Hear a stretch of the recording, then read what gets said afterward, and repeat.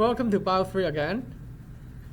Last time we talked about the compare and contrast, the similarity and differences between prokaryotic cell and eukaryotic cell. And in eukaryotic cells, I also give you some structure that you can find only in the plant cell, but not in the animal cell, and also some structure you can only find in the animal cell, but not in the plant cells. And we also talk about in the prokaryotic cell, we also said that there's no organelles, but they have something called ribosome and nuclei, and something called plasmid. I briefly talked about the function of plasmid, and both eukaryotic cell and prokaryotic cell have something called cell membrane. So today we'll talk about cell membrane in details. Cell membrane, we'll first talk about the structure of the cell membrane, and we'll talk about different types of passive transport. Passive transport basically is a process of moving material across the membrane, across the cell membrane, without using energy, without using ATP. So we have different forms like diffusion, osmosis, or facilitated transport. But to do facilitated transport, we need something called a protein channel. The protein channel, they are usually on the cell membrane. So it's the overview of today's lecture. It will be quick. It should be shorter than last time. Okay, the cell membrane. All cells are surrounded by cell membrane. Cell membrane has different name. It is also known as the plasma membrane.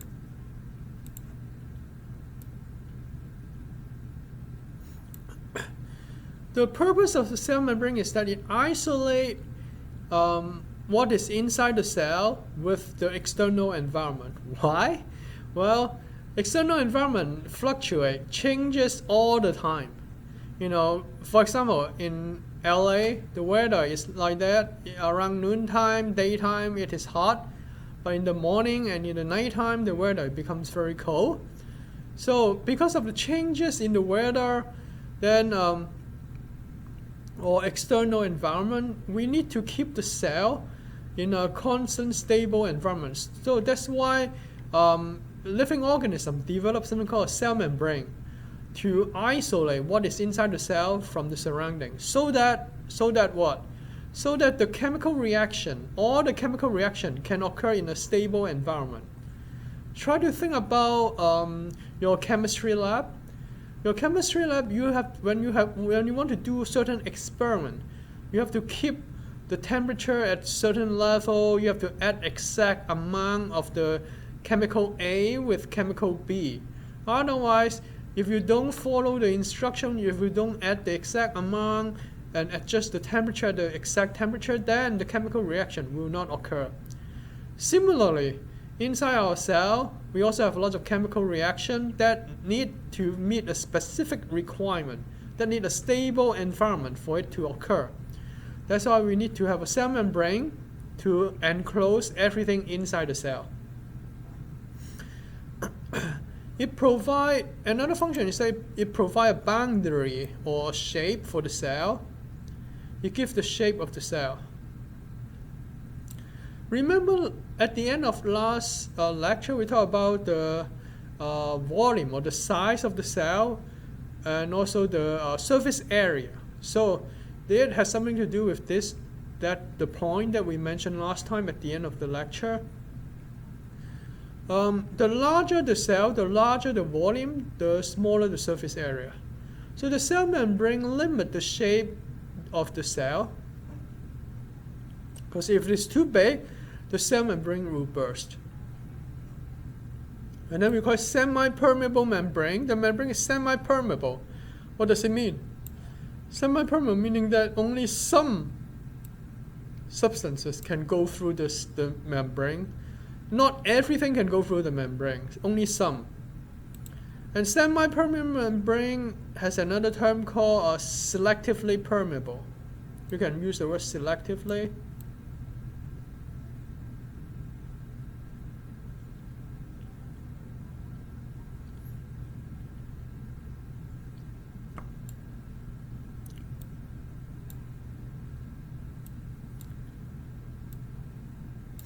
selectively permeable membrane or semi-permeable membrane. Some texts we often call it differential permeable membrane. Differential. So everyone is talking about the same properties of the membrane. Some substance can go through, some of them cannot. But the most common term is these two, selectively permeable or semi-permeable. And the cell membrane is made of what? Double layer of phospholipid. We talk about phospholipid before the exam 1 under the lipid module. The lipid is one of the 4 major types of food or the 4 major biological molecules. So phospholipid is under the lipid properties. If you remember phospholipid, well, as the name suggested, it has a phosphate group. The phosphate group is hydrophilic, that means it loves water. The phosphate group is polar. And then it has a lipid group. The lipid group is actually the hydrocarbon or the hydrophobic. It is hydrophobic, it is non-polar. The lipid is actually fatty acid. Yeah, fatty acid chain. Fa. The lipid group will have 2 fatty acid chain. They're hydrophilic. They're hydrophobic and they are non-polar. So basically, the phosphate group, the polar phosphate group, it attracts to the water, so you will be facing, the phosphate group will be facing the cytoplasm, which is mostly water, and also something called extracellular fluid. Extracellular fluid, ECF,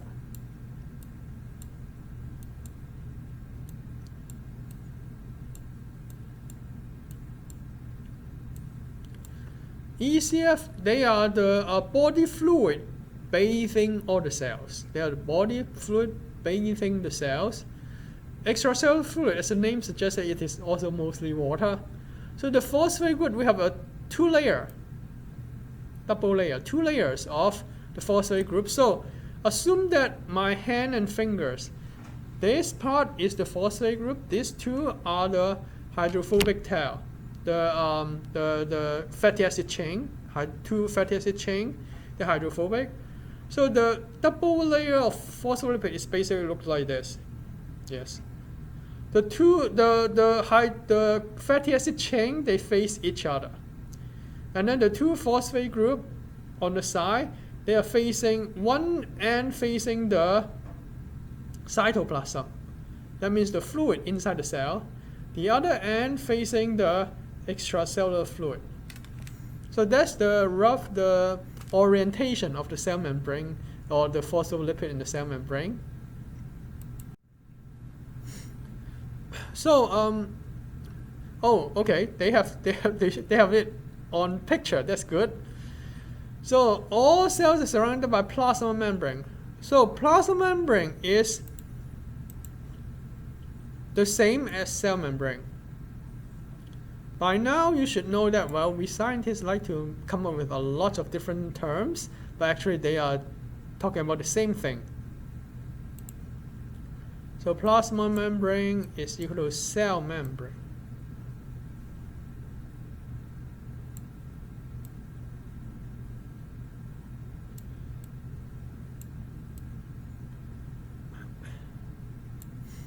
As you can see that the phospholipid bilayer here,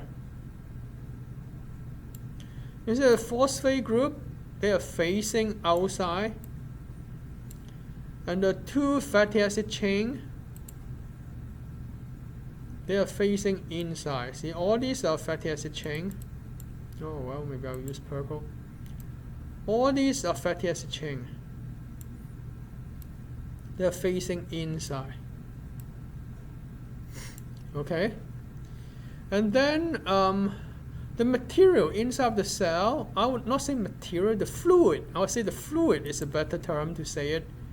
The fluid. Well, you know how to spell fluid, right? Okay, I'm I don't have space to write fluid, so the fluid, okay, I'll write it. Okay, if I don't write it down, then student they have a tendency, they don't know what I'm talking about. The fluid.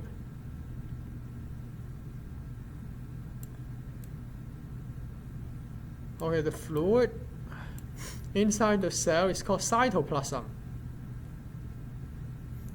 Or cyto means cell.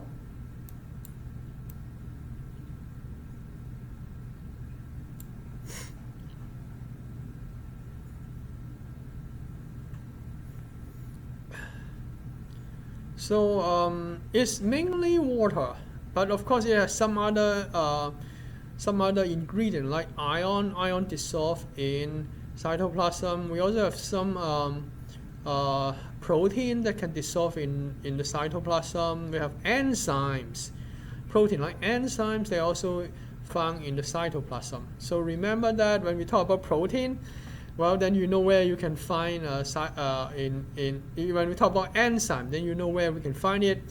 We can find it in the cytoplasm, and also we can find protein on the surface of the cell membrane, surface of the plasma membrane. So we'll talk about that later. And then the plasma membrane regularly what enters and exits the cell, yes, because of these two fatty acid chain. The fatty acid chain, they're hydrophobic, so they reject the charged ion or polar molecules. So polar molecules or charged ion cannot go through. What can go through? Like gas,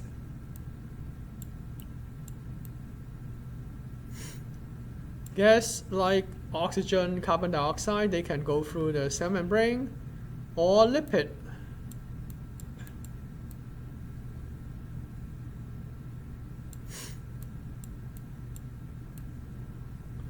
Lipid they can go through. Let me see. For other molecule like charged ion, big molecule or polar molecule, charged ion or big molecule, if they want to go through the cell membrane, they need,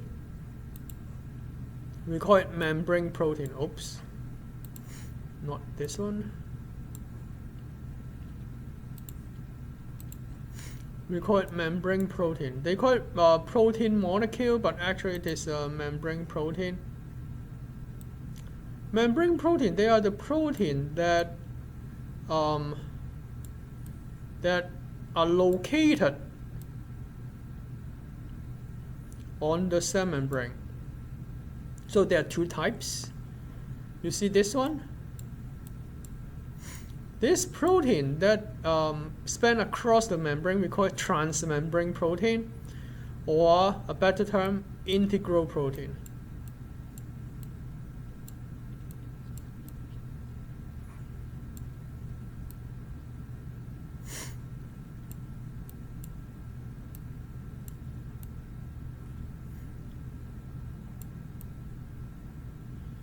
Integral protein. So as long as the protein is embedded in the cell membrane, even though this span totally across the cell membrane, and this one only embedded in half of the cell membrane. Both of them we call it transmembrane. Both of them we call it integral protein. And believe it or not, there are protein that for example, there are proteins that they only attach to the surface of the cell membrane, or outside or inside, doesn't matter which side, they just attach to it. We call this type of protein peripheral protein.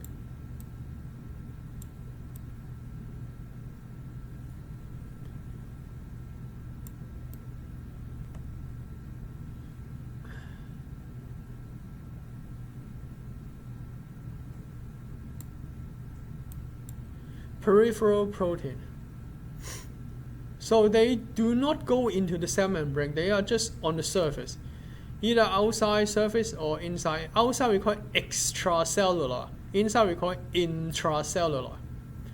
So extracellular meaning that outside of the cell, intracellular meaning that inside of the cell. And there's one term called intercellular. Intercellular meaning that between cell. So there's three different terms: extracellular, outside of the cell; intracellular, inside of the cell; intercellular, between cell. Okay, let's take a closer look to the structure.